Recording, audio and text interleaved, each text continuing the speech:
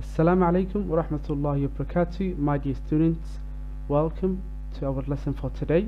This is teacher Muhammad from Grand Online Academy. Hope you guys all doing great. And today we have a new lesson which is on page 7. Page 10. Okay, this lesson is on page 10. kusoo dhawaada casharkeena maanta ardayda qaaliga waxaa idin lahadlaya macalin maxamed. Halkani waa Grand Online Academy. waxaanu qaadan doonaa casharkeenii labaad biidni illahi tacaala. shalay saad ka warqabteen waxaanu ka shaqeynay quiskii ama layligii casharkeenii koobaad. maantana waxaanu qaadan doonaa casharkii labaad. waxaanu ku yaala bogga tobnaad ee buugga grammar book insha allahu tacaala. casharkeenan maanta waxaan ku qaadan doonaa laba jumladood, there is iyo there are. There is iyo there are. labadan markaa jumladood ama phraseskan waxaa loo isticmaalaa marka wax la tilmaamayo. Okay, waxaana af Soomaali noqonaysaa halkaa waa meel waxoogay masaafo ahaan durugsan weeyaan. marka waa the opposite of here waxaanu garanayaa inay halkan tahay. basically marka there waa halkaa weeyaan, there halkaa masaafo ahaan waa meel durugsan weeyaan. labadan markaa basically the difference between these two phrases waxaa weeyaan markaa farqiga u dhexeeya labadan phrase. tani there is waxaa lala isticmaalaa markuu wuxuu mufrad yahay, singular waa mufradkaa lala isticmaalaa. there are waxaa lala isticmaalaa plural marka plural waa jamaca weeyaan. wixii jamaca waxaa lala isticmaalaya waayo maxaad ku garatay r baa ku jirta midna is baa ku jirta. is wixii waxaanu garanaya in lala isticmaalo waxa weeyaan singular nouns, tana waa plural nouns. Okay, let's basically dive in the lesson and kusii soconna casharka. Here we have two basically columns. halkan laba waxaan ku haysanaa column oo kala duwan. kani waa singular wuxuu la tacalluqa wixii mufrad ah. halkana waxaan ka hadli doonaa plurals wixii jamca insha allahu tacaala. but let's take a look at the examples that we have in the columns. waxaanu eegi doonaa tusaalayaashan ku haysano labadan column, and we're going to start with singular. waxaanan ku bilaabinaa singular kuwa mufradka. marka eeg there is bay ahayd waxaa la sameeyey contraction, waa la isku xiray. waaniga kuyidhi when it comes to spoken English, marka noqoto Englishka marka lagu hadlayo, okay, waxaa la isticmaalaa contraction, short form, habka gaaban baa la isticmaalaa. marka waa la isku xirayaa. ayda la tuuray meesha maxaa la keenayaa dhibicda sare loo yaqaano apostrophe. marka imika marka long form tahay waxaa lagu dhawaaqayaa there is. marka isku xidhantana waxaa lagu dhawaaqayaa there's a bed in the room. there's a bed in the room. sariir ayaa taala waxa weeyaan room qolka weeyaan, qolka ama maqsinka. sariir ayaa taala qolka. okay, there isn't a mirror in the bathroom. marka muraayada la isku daawado ayaa la yidhaha mirror waa muraayada la isku daawado. marka British accentka marka Britain lagaga hadlo arta lama sheego, waa mirror lagu dhawaaqaya. Mareykankana waa mirror. okay, marka British waa mirror. there isn't a mirror in the bathroom. marka bathroom waxa weeyaan waa musqusha ama suuliga. marka mirror waa muraayada la isku daawado, ma taalo weeyaan musqusha ama suuliga ma taalo. okay, marka saddexdan u kala yeelaan jumladood waa saddexdii form aan soo marnay. positive waa taa kuwaad, waa weer toosan. negative waa diidmada weeyaan. su-aashin aan eegno, is there a table? halkaa miis ma yaalaa halkaa miiska lagu cuntaaya ama lagu table baa la odhanaya. is there a table? marka tableku waa kaa, markaa miis ma yaalaa halkaa weeyaan. marka jawaabta yes there is. ha halkaa waxaa yaala miis. haddii diidmaya tahana no there isn't. okay, saddexdaa form ay kusoo qaadana singulars, dhammaan waa wada mufrad. maxaa ku jira bed waa sariir keliya, mirror waa muraayad keliya, table waa xabad miisa. bal iyaga jamcan ayn eegno plurals. there are two pillows on the bed. marka laba birkimo ayaa sariirta dul yaala on the bed dul yaala weeyaan pillows waa birkimooyinka waaniga kusoo qaadanay casharkii aan idiin soo diray marka shalay toole ee ku saabsanaa basically vocabulary around the house okay pillows marka waa birkimooyinka ama barkinta lagu seexdo there are 2 pillows on the bed laba birkimo ayaa dul yaala marka sariirta dusheeda marka okay taas waa weedhii toosnayd there aren't any windows in the bedroom there aren't any windows in the bedroom there aren't any windows in the bedroom marka waxa weeyaan windows waxaa la yidhahdaa waa daaqadaha markaa daaqado kuma yaalaan qolka hurdada qolka la jiifado ama la jiifsado ama hurdada ayaa la yidhahdaa bedroom markaa daaqado male weeyaan qolkaasi daaqado male qolka hurdadu okay su-aashaan u gudubna qaabka saddexaada are there any chairs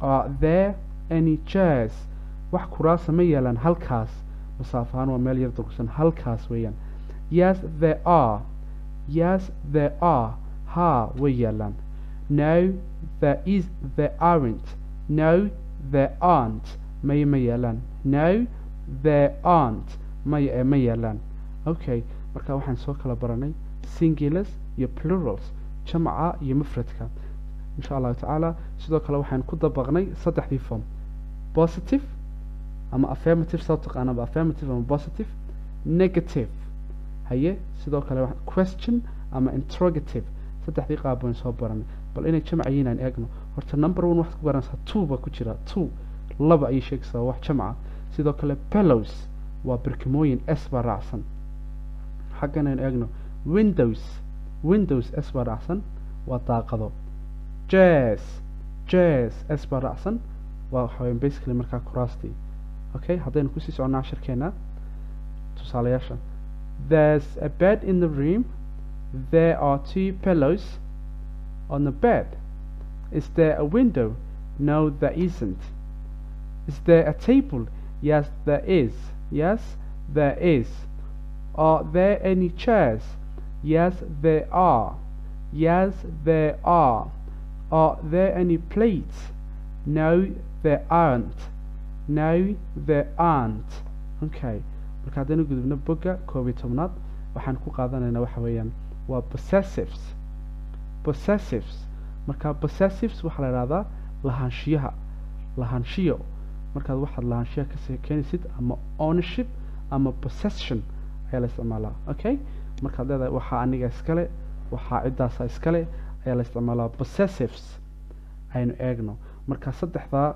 column ama list baynu kala saaraynaa kani waa nouns waa magacyadii waa pronouns kuwani nouns iyo pronouns kuwana waa lahaanshiyaha ereyada loo isticmaalayay iyo iyagoo jumlada ku jira aynu eegno I waa aniga weeyaan waa magacyaalka aniga first person baa la yidhaha waa aniga marka lahaanshiyaha adigoo aad ka sheekeynaysid waxayga markaad leeda maxaad oranaysaa my waxayga bal tusaale aynu eegno my name is Sandra my name is Sandra magacayga waa Sandra my aniga yaa iskale magaca aniga bal aynu eegno you laba mid baa loo isticmaala marna waa singular waa adiga waa keli marna waa idinka labada jeer bay noqonaysaa waxaana lagu kala garan karaa tusaalahan baa lagu kala garan karaa okay your marka lahaanshiya waxaaga waxaaga okay ama wixiina labada bay noqonaysaa your waxaaga iyo wixiina aynu eegno what waa la isku xidhay what iyo is la isku xidhay what's your name waa maxay magacaagu adiga magacaaga noo sheeg ama magaciina what's markaa imika tan maxay waa singular qof keliya la sheegay maxaa lagu gatay is baa ku jirta what are your names haddii hadday ahaan lahayd magacyadiina weeyaan tani waa mufrad what's your name magacaa okay he isaga he waa third person isaga marka lahaanshaha ereyga loo isticmaalayo waa his wixiisa his name is John magaciisu waa John wixiis magac ayaa iskale isagaa iskale okay she iyada waa waa singular waa qof keliya waana female waa qof dumara ama waa dhadig marka lahaanshiyo ereyga loo isticmaalaya waa her marka her waa iyo iyada waxeeda her computer is fast her computer is fast computerkeedu waa mid xawaaro sare ku socda wuu dheeraynaya weyn xawaaro sare okay it waxaa loo isticmaalaa laba mid ama wixii aan caqli lahayn sidoo kale waxaa loo isticmaalaa wixii aan noolayn sida ashayda it marka xagga waxaa lagu dhawaaqayaa it is marka it is waa waxa weeyaan iska leeyahay my car is old gaarigaygu waa mid gaboobay oo raagay weeyaan so it is engine isn't powerful marka waxa weeyaan gaarigaygu waa mid raagay sidaa darteed mashiinka gaariga ama injinka gaarigaygu isn't powerful mid awood la maaha injinka gaarigaygu mid awood la maaha sababtu waxa weeyaan waa gaari raagay weeyaan oo gaboobay okay we waa inaga jamac inaga weeyaan inaga our waa waxeena waxaan iska leenahay our apartment is in the city center marka apartmentka waa qolal kala galo weeyaan roomska ama marka meesha waxa weeyaan guriga kale la galo marka qolalkaanu galnaa is in the city center waxay ku taala suuqa bartamaha magaalada aan idhaahdo bartamaha magaalada ayay ku yaalaan marka xaggaanu galno ama apartmentkan ku noolnahay city center waxa weeyaan bartamaha magaalada city waa magaaladii centerna waa bartamaha marka bartamaha magaalada ayuu ku yaalaa okay they waxa maxaa waa iyaga okay they their wuxuuga okay marka xaggaad waxaa yar khaldama markii typing error baa dhacay halkaa their baad ka dhigaysaa insha allahu tacaala yar khalad baa xaggaa ku yar imid marka waa insaxaynaa okay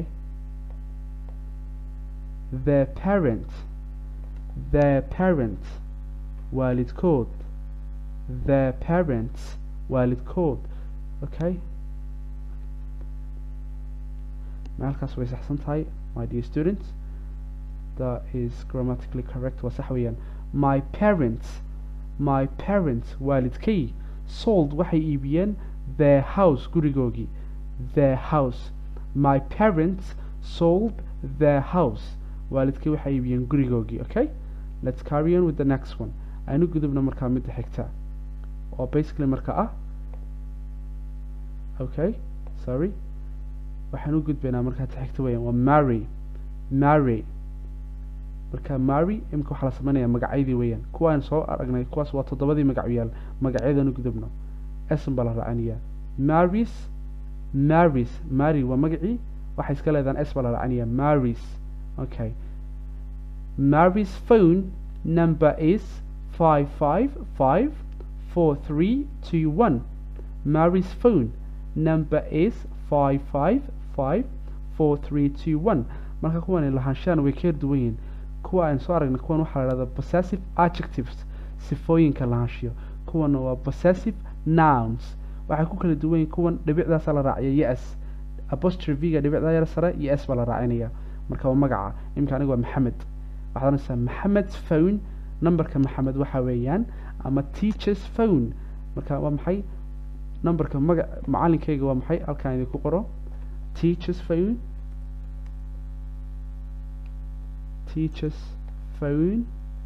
is numberka macallinka waxa weeyaan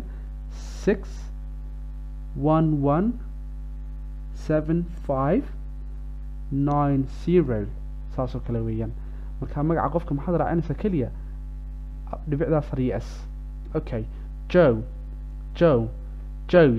Joe's favorite color is green marka inaan ka Joe la yiraahdo colorka uu jecel yahay ama midabkiisu waa green buu jecel yahay the boy okay the boys clothes are dirty marka inanka dharkiisu waa uskag way wasakhoobeen weeyaan dharka inanku way wasakhoobeen okay friends friends friends marka haddii marka hore ay s la sii socoto haddana dhibic iyo s kale ma raacinaysid keliya maxaad samaynaysaa halka dambe unbaad dhibicda ka raacinaysa sta dabadeed unbaad dhibicda dhigaysa saad arkayso waa hadday jamac marka hore isla sii socoto friends my friends names are Patrick and Gloria magacyada asxaabtaydu waa Patrick iyo Gloria la kala yidhahdaa my friends names are Patrick and Gloria magacyadoodu waa Patrick iyo Gloria okay haddaynu kusii socono casharkeena cats okay my cat's name is Ginga cat waa bisadii marka bisadayda magaceedu waa Ginga magaca bisadayda waa Ginga ayaa la yidhahdaa countries okay my country's flag is red my country's flag is red marka calanka waddankaygu waa casaan white cadaan and blue iyo blue saddexdaa kalaro isku jira weeyaan inta ugu dambaysa casharkeena haddaynu eegno don't confuse baa lagu yidhi ha isku khaldin ayaan iskaga ka khaldamin it is oo markaa lahaanshiyo ah with its taa ku khaldin tan maxay wadataa tan waa tii lasoo gaabiyey waa it iyo is oo laisku xidhay construction waxaana ku jirta dhibicda tan lahaanshiyahana dhibic ma raacsana okay haddaad tirahdo the cat ate its food ma shaqaynayso waayo halkaa dhibic yareed baa saaran laakiin maxaad odhanaysaa the cat ate taasaad isticmaalaysa lahaanshiyaha it is food xataa isku dhawaaq maaha tani waa it is tanna waa its saasaad insha allahu tacaala aan isku khaldin that's it for today my dear students and I hope you found this lesson very useful my dear students halkaasaan ku joojinaynaa casharkana waxaan rajeynayna idin qanciyey aad ba umahadsan tihiin see you in the next class waa inoo classka dambe assalaamu calaykum waraxmat ullaahi wabarakaatu